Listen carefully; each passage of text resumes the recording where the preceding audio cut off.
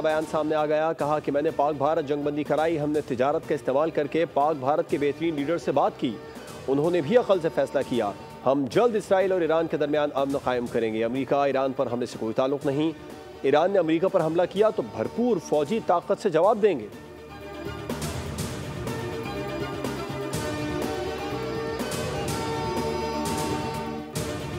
Iran का Israel पर ballistic और हाइपरसोनिक मिसाइलों से हमला। नेतन्याहू की रिहाइशगाह पर ड्रोन हमला। हमलों में 14 इसराइली हलाक, 380 जख्मी, 35 लापता। इमारतें मलबे का ढेर बन गईं। तल अवीव के करीब फौजी अड्डा और मोसाद का हेडक्वार्टर खाली करा लिया गया।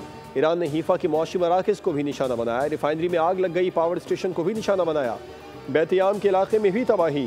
तल अवीव पर भी मिसाइल बरसा गए। दर्जनों इमारतें खंडर बन गईं।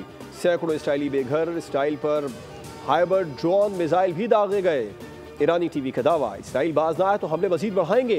पासदारान इनकलाब ने खबरदार कर दिया। ईरान का 3 F-35 समेत 10 इसराइली तैयारे मार गिराने का भी दावा।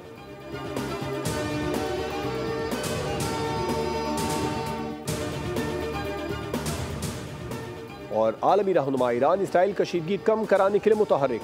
तुर्क सदर का अमरीकी सदर डोनाल्ड ट्रंप से टेलीफोनिक राबिता। तुर्क मीडिया के मुताबिक तुर्क और अमरीकी सदर में ईरान इसराइल तनाज़े पर तबादला ख्याल। मिस्र, सऊदी अरब, उर्दन और बहरीन के वज़राए ख़ारजा का राबिता। ईरान इसराइल कशीदगी रोकने के तरीक़ों पर तबादला ख्याल किया गया।